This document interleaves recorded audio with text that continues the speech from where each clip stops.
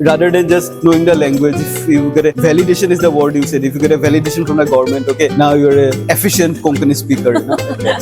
How is it affecting? It's happening pretty fast, you know, like because everybody somehow wanted to have a slice of Goa in their pockets, you know, like because it's such a, and it's more visible because it's such a small, tiny land, understanding more palatable.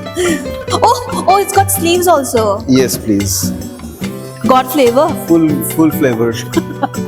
I use art, so that is why it is meaningful for me, for my art to have a social meaning, so that to let the people know that we are all one, you know, we are all under the same sky. To do anything new, there is always the resistance. It's like growing your teeth, you know, like you feel pain first, then you can chew better, you know, like that way. If you're migrant, if you're giving a concept of bad migrant, I would like to say a bad migrant will be the guy who will be extractive. Very extractive, very manipulative, only not thinking beyond self. Because I only saw you smile today. Only today. Right.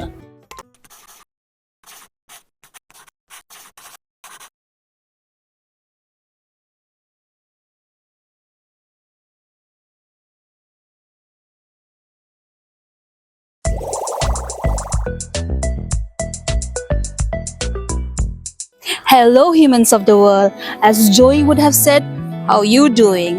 I hope you're all well, hale and hearty. Today we're at the Museum of Goa.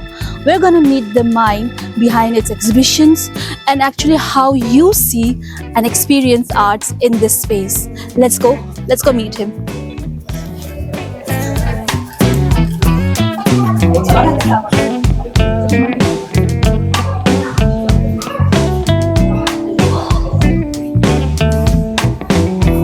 Not getting enough.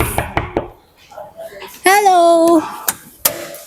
Hi, Shim. Hello. Hi. Good morning. Welcome to the Museum of Goa. Thank you so much. Such a Yes. beautiful place. Thank you. Yeah. Come, I'll show you around. Yeah, you can show me around. We can talk while you show me around. Cool. Yeah. Come, let's go. Yeah. Let me wear my shoes again. So, how did you land up here? I think it's a very layered question. It's like both I chose Goa and Goa chose me. That kind of a scenario has happened because I studied in symbiosis in Pune. And from college time onwards, we used to always, like, whenever there's a holiday, rather than going back to Northeast, I used to come here because it's closer.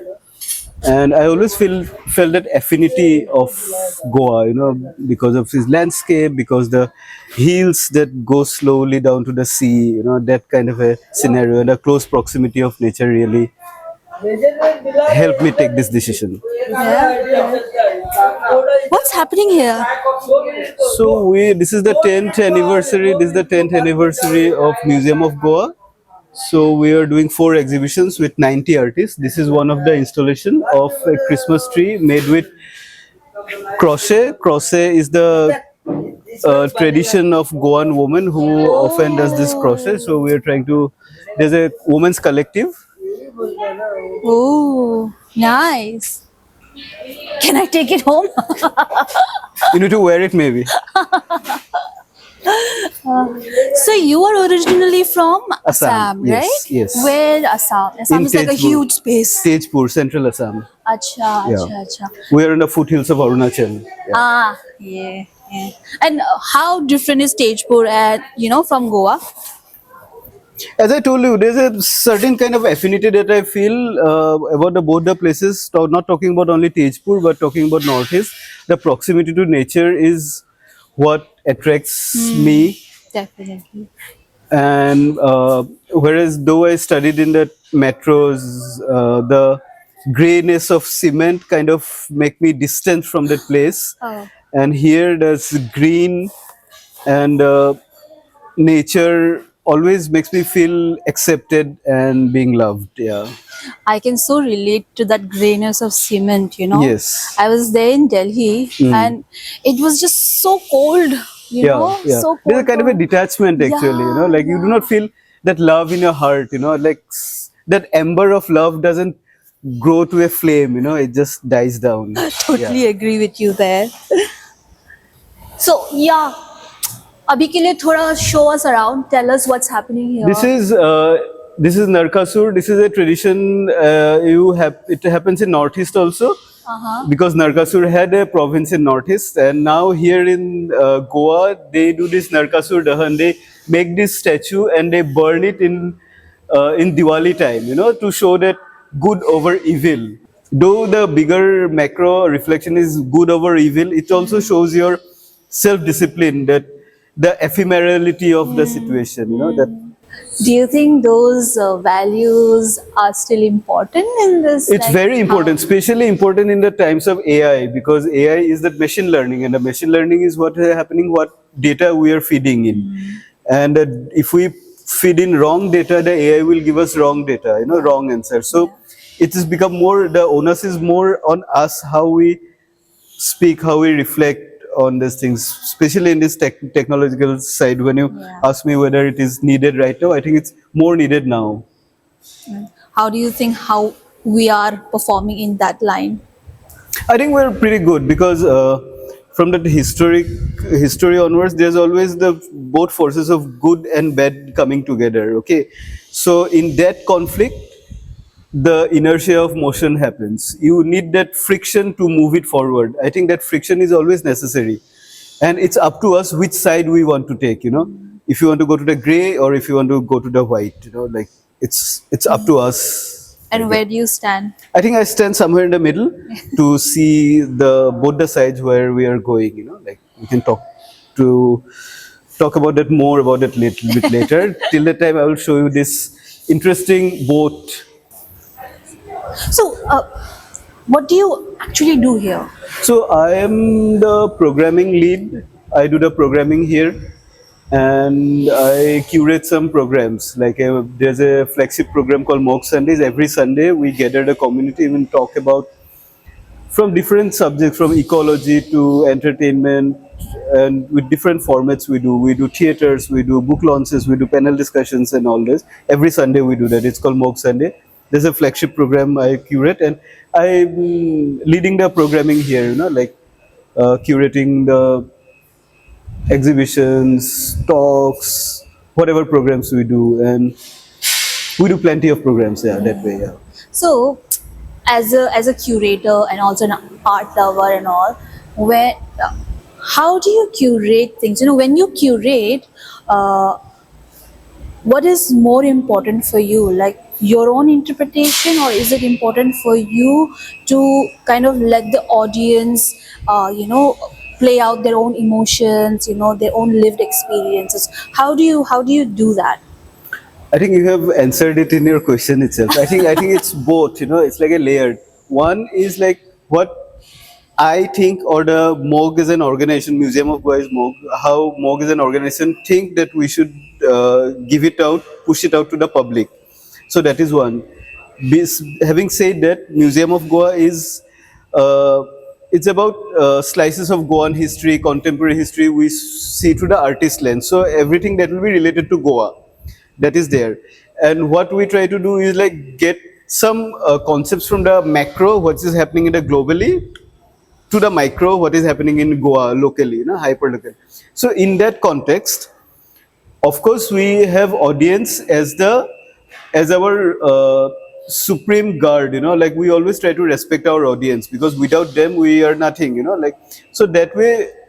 When you asked us how do we curate, we take care of both actually. What information we would like to give, and how do we present it so that the audience will take it and take it as an energy for them, like how do I say that?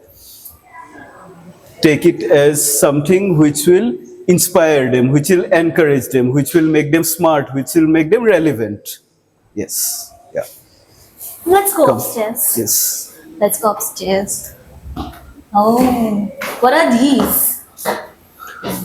So these are the tailbone of a whale. So we do a lot of work with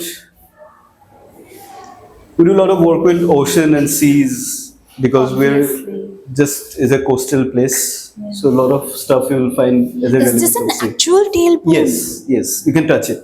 Oh. Don't eat it. Oh wow. Nice. Nice. Mackerel. You'd Yeah, like to what's say happening here? this is another exhibit. Huh. This is made with that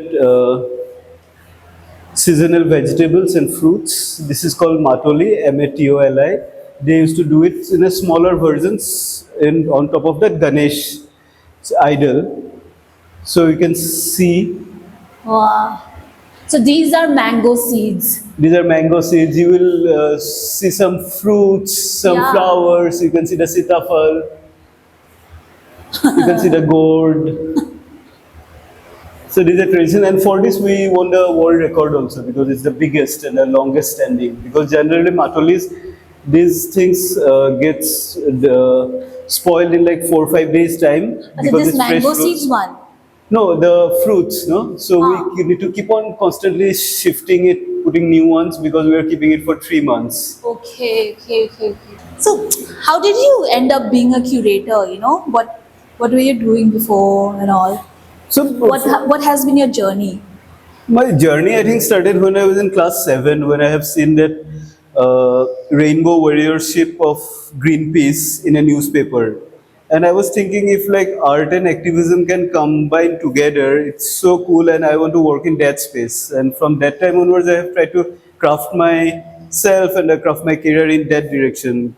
Art and activism is like artivism, that where we think about that art is not for art's sake, art is for society's sake. How we use art to represent some issues of the society and make it more, the outreach is more bigger for the people to understand through art. So that is the idea, and that is how I am doing all this. Yeah. So what about art just for art's sake? It's people to people, it's very highly objective. So if people want to do art for art's sake, you are welcome to do it. But for me, if you're asking me the question, I want to do for art for society's sake, art for the public's sake.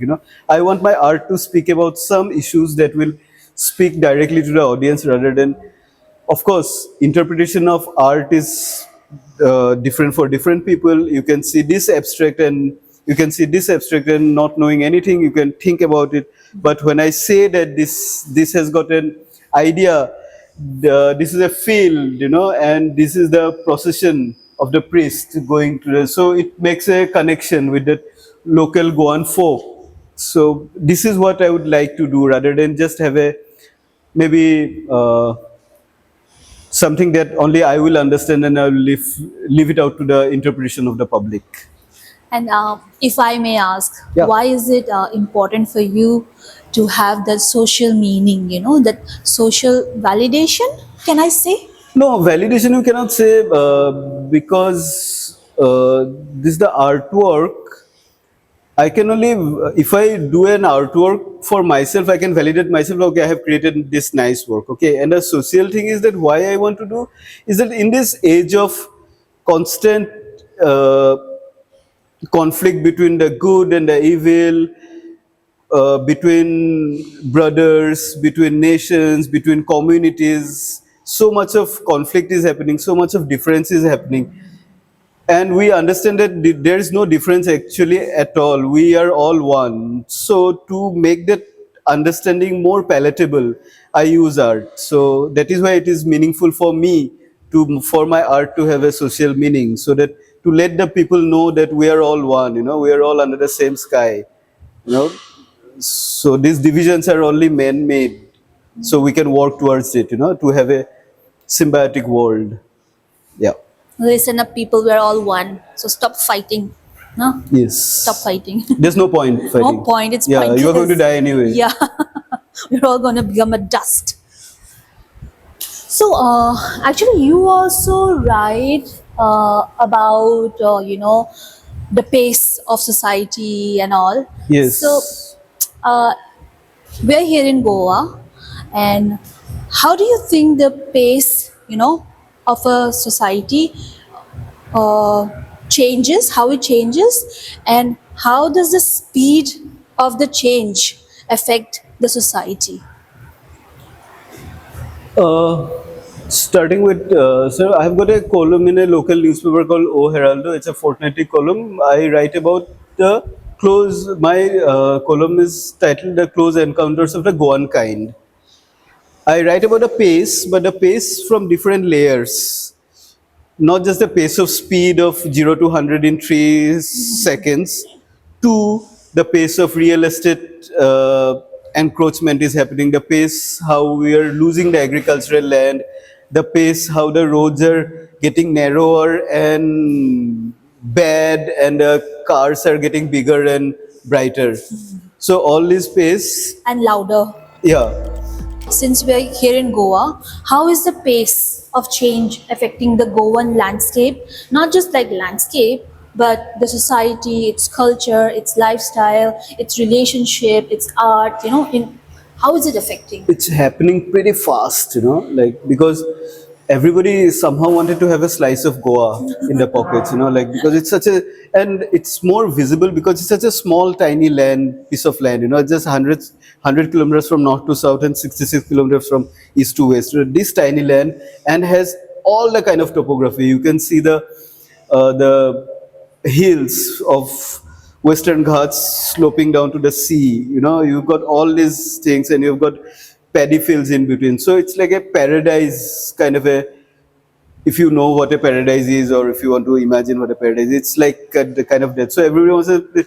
So people from the cities now, because of their bad air qualities or the pace of life that they have to say, the grayness of the cement, they are coming for the greener pastures of Goa. So what is happening here is a kind of a disbalance is happening. Disbalance is, I think this is a teething problem. It will also go away, because Goa has always opened its palms to the various cultures, like Bijapuri Shah was here, Portuguese were here, like it has been a major trading port from long time, like we had more Italian merchants, we have Arabian horses, everything is there. So Goa has a very open palm, to accept everybody. It's just that I think this is a teething problem. Soon it will get some new regulations will definitely come. But right now it is kind of a chaos because Tell us a little bit about that chaos, no? For people that might not know what's happening. chaos in the sense that the real estate prices have shot up because everybody wants it. Okay, I can and- swear. and the local people here, supposedly from the small villages of Moira or Nachnola, they are not being able to afford uh, a place of land in their own Yeah. village. Why that is happening is like also because of the government policies, because of the sudden influx of whole lot of people, like Goa has a population of around like 16, 17 lakh people, and we get tourists of around like 3 crores. Wow. So for each Goan, there are 5 tourists. So you can imagine the pressure it has on a land, on its garbage system, on its roads. It's like a whole lot of issues happening. What is this? These are the pots where Wait, do you see how big my face is? Yeah. What are these pots? these are the pots they in the villages they used to make cook rice with and stuff.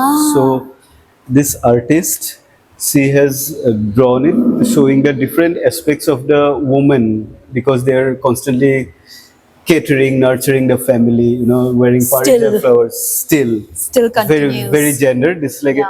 people are getting modernized and like parijat flowers, but the different aspects of the woman in the household they're showing. Okay. Come, I'll show you something very interesting which you can. It's like a working installation. Acha. This is the theater of Dasavatar, the 10 avatars.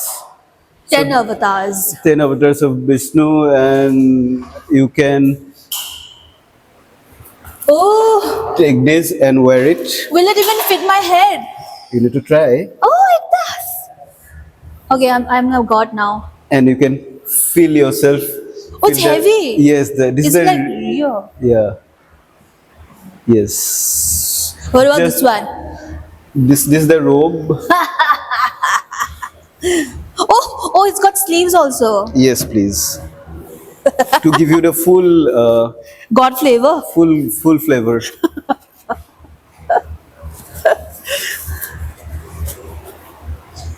So what is the idea behind this? The idea is that we take these in the different villages. This Okay. artist, so the artist wanted the audience to engage how they would feel wearing that. You know, how the actors feel wearing that in front of the audience. Well, I'm feeling like God.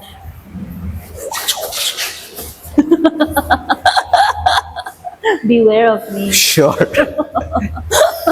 Any wish, any wish. How the, okay. So when you talk about art or write about art, Yeah. how do you find that balance, you know, that what the artist wants to say and what you want to say? I think it will.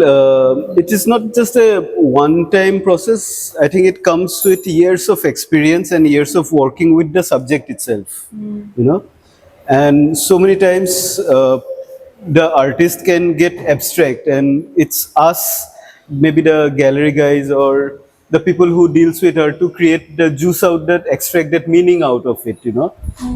So I think it's always like a constant understanding between two worlds, like the world of knowing and the world of unknowing.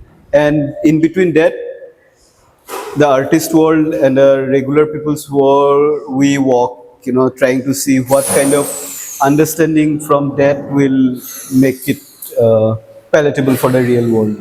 You were talking about that balance, right? So, I just wanted to know that has there any been instances where you thought that you have crossed a little line? Maybe you have inserted a little bit too much of your own interpretation, and you know, not let the artist kind of experience, or not let the audience experience. Has it ever happened? I'm sure it has happened so many times because we are all human, and like to err is our right, you know. Like somehow we if we want to see something which is very close to our heart, maybe we don't want to change anything and show it as it is. But that is how I say it's like a constant process of patience and perseverance and understanding where we stand, because we need to constantly keep on checking ourselves, not to let our individual self to come into the collective behavior of both the parts. That's so interesting how you say. But Yes. has there been any like friction between you and the artist? You know, like Yeah. Yeah. So many times. So in this recent exhibition, also some artists did not like how we are placing their artworks. It happens. That's their own work.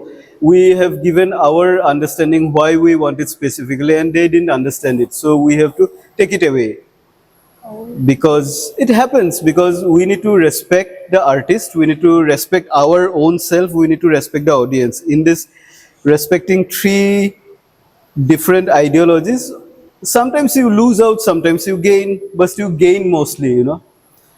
You gain mostly because it enhances your experience only, enhances your understanding. Yeah.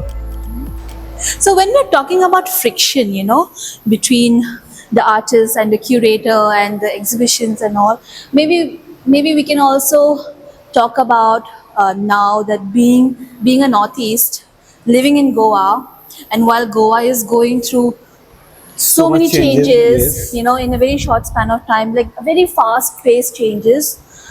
Being a Northeast, being an outsider, how does it, where do you place yourself? How are you engaging yourself here? Wow, this is a very interesting question. Uh, because this about I will do a backtrack about that outsider insider feeling. I don't feel an outsider here because my heart is here in this land, you know.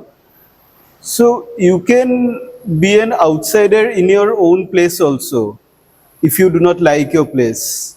So there are a lot of philosophers have spoke about wherever you are, that is your home. It's up to our love and respect for the land.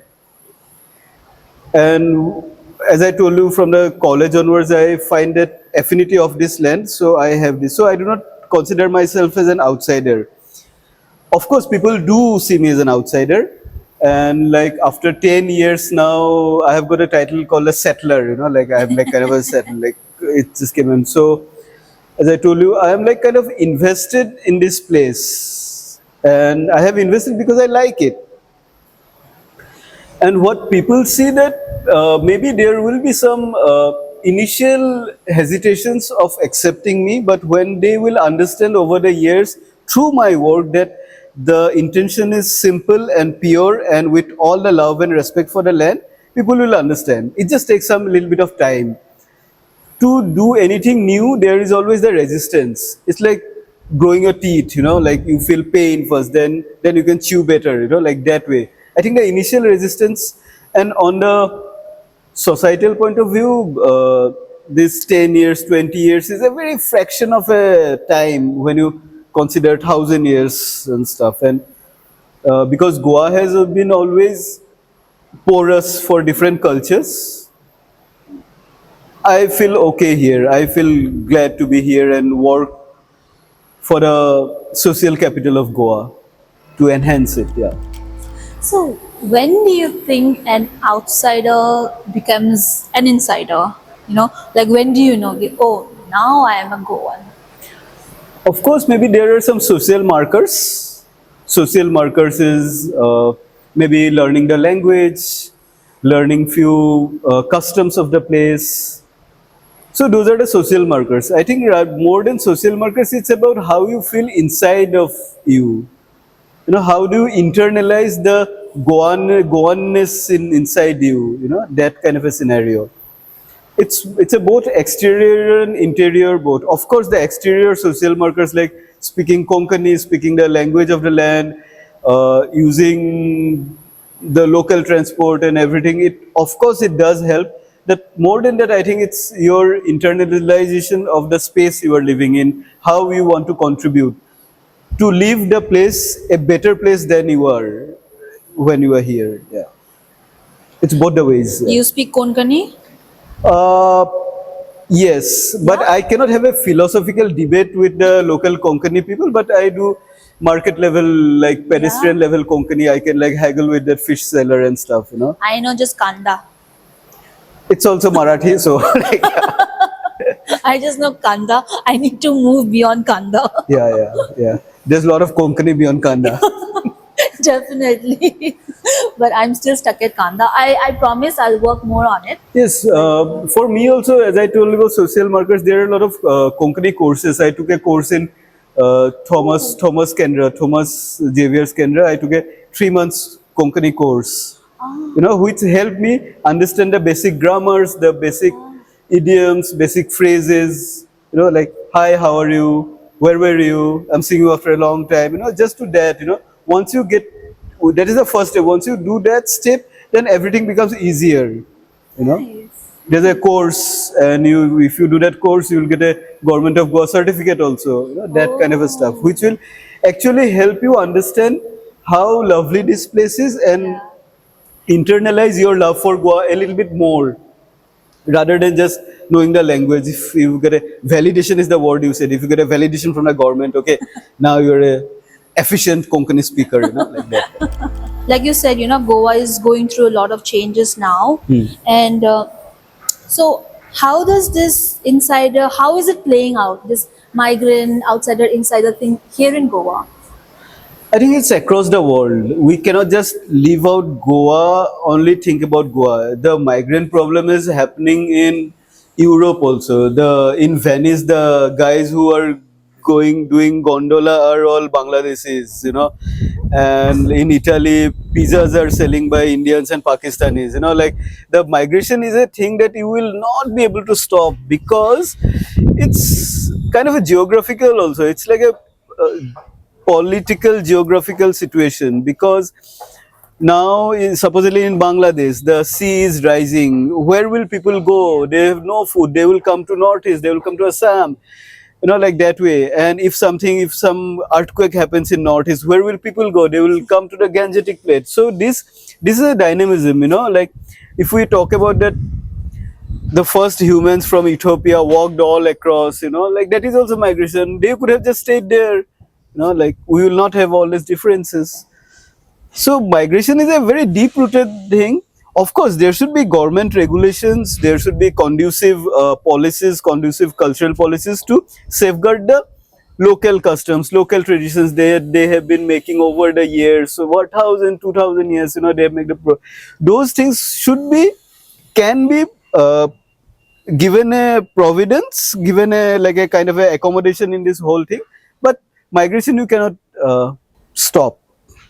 If it's been such a natural part of human civilization, why is there so much of violence, not just physical violence, but emotional, mental, and all these things attached to it, especially in this time?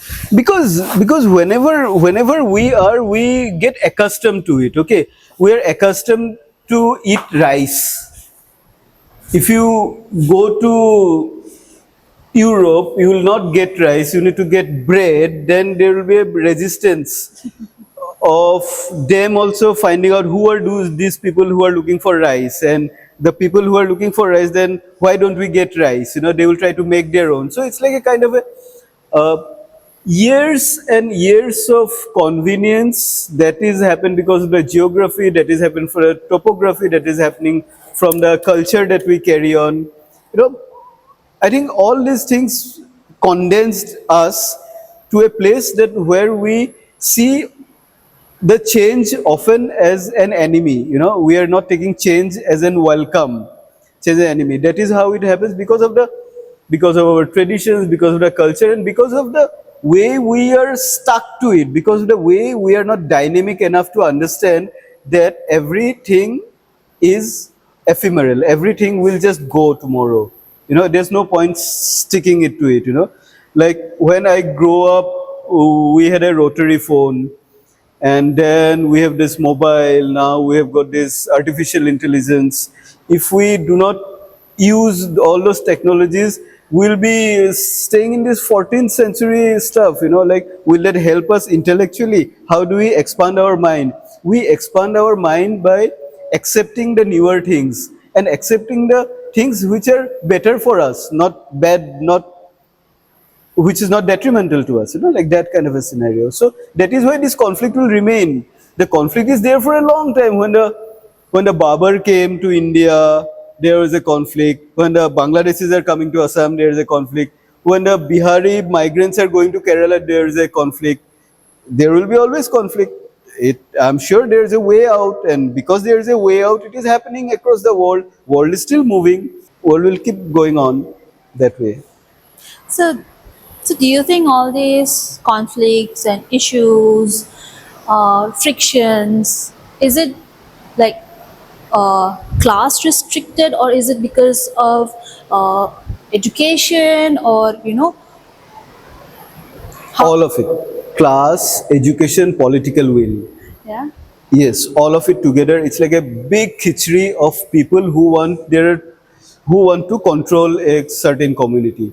They will try to control the certain community with different kind of campaigns, political campaign, social campaign, educational campaign, like that, with all the ways they will not like to take their power away. So it's kind of a mix of all these, whatever you said, political will, economic will, topography, geographical conditions, everything comes together. And we have to navigate between, we have to meander between all these obstacles. Only then, that is the quest for human life, how we improve ourselves, right? So I think that is the Yeah. bigger thing. Yeah. So, being a migrant yourself, Yes. Yeah. me too. Yeah. Is there anything like a good migrant, bad migrant, like do's and don'ts for a migrant? Yeah. So, if you're migrant, if you're giving a concept of bad migrant, I would like to say bad migrant will be the guy who will be extractive, who would like to extract things only for himself, not for the society. Very extractive, very manipulative, only not thinking beyond self. Of course, the migration always happens because of the bad economic policies of the government, and all this, why the migration happens. And a good migrant is to, if you come to a new place, like understand, internalize, and soak into the air of that new place. That the new place where it has given you sustenance, given you livelihood. Give something back. Have that reverence in your heart that you have come from Bihar to Goa. Do not make it a Bihar. Let the Goa remain refreshed and just contribute to the wholeness of Goa rather than extract it and just go away. Have that gratitudeness in your heart. This is very interesting. So Why is it moving? What is moving? this is a festival called Sangod, where the Sangol. Sangod, Sangod, Okay, Sangod, Sangod. and where they put two boats together, and humans wear the different costumes of gods, and they go into the river. So you can see a double-headed crocodile, and these two boats coming together. All these different costumes they do, and they go. That is just to being grateful to the sea and the community and the sustenance of the fishermen.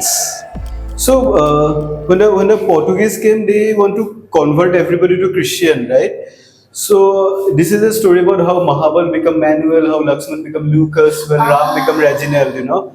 And when the villagers the Portuguese used to put some wine or a bread in the well of the drinking water well. So when the villagers sip the water from that, they become Christians because you drank the wine, you drank the bread, you drank the things. So that is the way of conversion. And upper caste Brahmins were not very happy with the conversion like that because they are losing their superiority in the society. They asked the priest that please let us remain that sacred thread. Pope in I think around 1663 had a decree that you can have the thread also, but let it get baptized by a priest, but you can still wear the thread. So that is why in Goa we've got a separate subsect of Christianity called Roman Catholic Brahmins, RCBs. Yeah, it's a subsect called Roman Catholic Brahmins. In the newspaper you will see Roman Catholic Brahmin grooms, Roman Catholic Brahmin brides and stuff. So this is a subsect of that people. So the caste system still continues. Yes. So caste system is continues so much that when people die here in the church, the people from a lower caste will not get a place inside the church. Inside the church, they need to go into the compound. As your caste is superior upon superiority, then your body can be placed inside the church. Like that kind of a scenario. Yeah.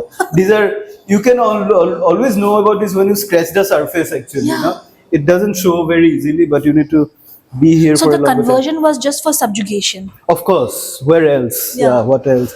Like nowadays we have economic subjugation, migratory subjugation, AI subjugation, everything is happening. That time that was the religious subjugation. Yeah. So, talking about conversion, forced conversion, forced subjugation, and violent history that is associated with in Inquisition. the whole world. Yes, yes, So, do you think it is also one of the reason for all the societal anxieties that exist in our society right now? Do you think that anxiety still continues right now? Yes, partly I will say yes, because whatever happened in the long past, our cells have memories, we will retain that, and that is why we are kind of hesitant, fearful of the change. We will not like to change unless we see it is profitable for us, unless we see that will be advantageous for our life. And would basically resist change, any type of change. Like I think that is why it happened. Those anxieties over the years, it's like a carbon dating, no? Like how the rocks become, from the carbon. It's like over the years with the different kind of pressures. Yeah. I also asked this earlier, but I'm gonna ask you again. Are you always this serious? Because I only saw you smile today. Only today. Right.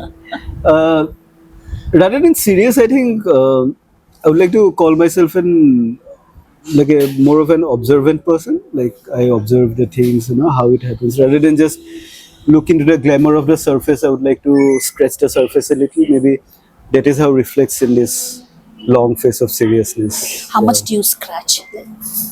Till the time I get comfortable. And what makes you happy? You know, scratching. True, that is one. And what makes me happy is like if by our work, our work is very public centric. Our work is so very public centric that if we can give, thank you, if we can bring a smile to the other people. This is kokum, please enjoy. We're sitting under a kokum tree. Why choose art? Why can't you just simply join some grassroots level? This is my style of working, art and activism, that as I told you. So I want to work in that space of artivism, like where art can be used as an activism society. So everybody has their own way of working. Some people will work on the gender issues, some people will work on the hunger issues, some people will work on the education issues. Why art for you? Because art gives me joy, because something of beauty gives There me, lies my answer. yeah, yeah. You got it. You dug down deep and got it. Art gives you joy. Yeah. Nice. And you want to spread the joy Yes. around. Yeah. Yes, we need. Like I was saying, we don't give enough credit to goodness around. Yes. So yeah, let's spread goodness, people. I think that Throw is, away the negativity. yes, that is my mantra. Like Yeah. Where's your coffee? it's coming. Coming? Yes. My kokum is really good. Thank you. Thank it's you, really Babaji. nice. And this tree of also. We already gave a shout out. Okay. One last question. Yes. So what is it? What is that ordinary thing that grounds you on your ordinary day? In your ordinary life? In my ordinary life, in the ordinary moments, that keeps me grounded. I think it's that living, there's so much of poverty, so much of malnourishment, so much of negativity surrounds us, and yet we are living, we are breathing, and we have the capacity to do something good for the others. I think that moment, that kind of a feeling, that kind of mindfulness is very grounding. That I have my arms, I have got my leg, I have got my brain, like You've got your chashma. the ability to be alive. I think that mindfulness is very grounding for me. That's a very beautiful answer, actually. Thank you. We gave you some time to think about it. Yeah, sure. So, thank you so much, Thanks a lot, Nilankur, Shim. Yes. for making a part of your ordinary day. So, I've got something for you. Yes. I've got this tiny chota sa gift hamper for you, filled with products from Manipur. These are Right. all homegrown brands of Manipur. Here is Myra Foods.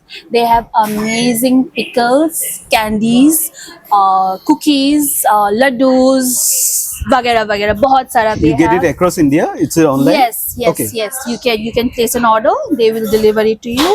And we have Morocco. They have amazing, super cool, slowly made, handcrafted, naturally dyed, handcrafted clothes, Scarves, yeah. textiles, Yes, amazing yes, stuff. yeah. And we also have Happy in Coal. They also made natural. 100% natural organic cleaners, natural cleaners, and they also have all the essentials and stuff. So please check it out. So this is small thing. Thank you. It brings Yeah. joy to me to be with your show and get some gifts like this. So now that I have bribed you, now you have to tell my viewers to subscribe, like, comment, and share it around. Yes, I think what Sim's endeavor through this channel is to let the voices of Northeast reach better people, bigger audience, and I believe the channel Everyday Ordinary should grow big because it is talking about us as migrants, us as people, us as ordinary people trying to do things extraordinary, maybe what we may achieve in this life. But yes, cheers to your team and Everyday Ordinary to bring this delight to the audience. Thank you. Thanks a lot. Thank you so much. That was so Yes. nice. Yes, Thank thanks. you. Yes. Okay, follow more for more updates. Okay, bye. Say bye. It's bye.